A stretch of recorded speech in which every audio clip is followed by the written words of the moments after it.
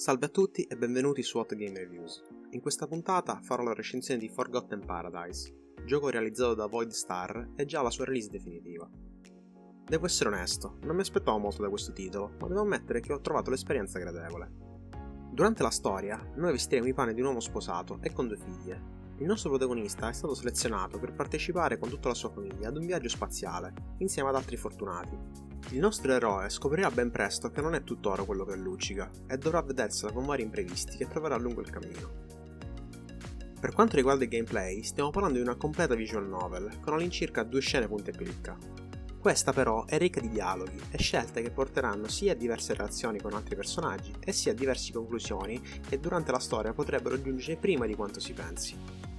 Il gioco non presenta alcun indicatore di relazione e nessuna statistica da aumentare.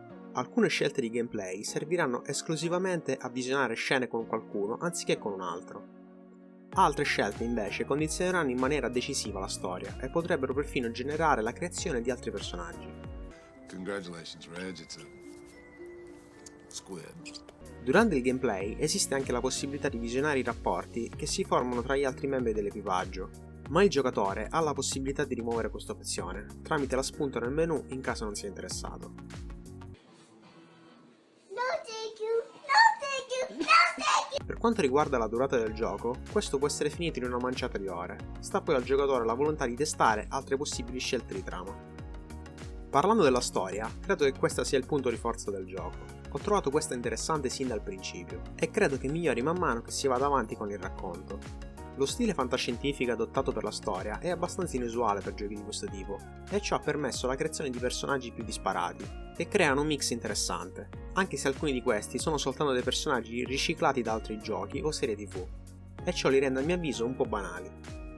Per quanto riguarda il render, ho trovato questo un po' altalenante, dove si vede a mio avviso la cura nei dettagli in alcuni momenti e la mancanza di questa in altri, ma tutto sommato lo reputo dignitoso e non da buttare.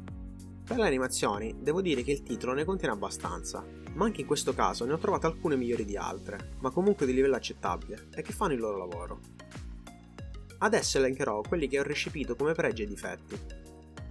Il primo dei pregi che voglio elencare è che il gioco è completo e quindi è possibile giocarlo per intero. Continuerei dicendo che ha dei finali alternativi, ed alcuni di questi possono giungere prima di altri. La storia, che ho trovato differente dal solito, un buon render, buone animazioni, anche se alcune migliori di altre, ed infine la musica di sottofondo, anche se in alcuni frangenti quasi assente. Passando ai contro, vorrei partire con scene inevitabili. Durante il gameplay avrei preferito avere più controllo su alcuni avvenimenti, e ciò non mi è stato reso possibile. E cameo. Ci sono alcuni personaggi, anche importanti per la trama, che sono praticamente copiati da altre storie e inseriti nel gioco, che a mio avviso non sono inseriti in maniera adeguata nel contesto e risultano fuori luogo.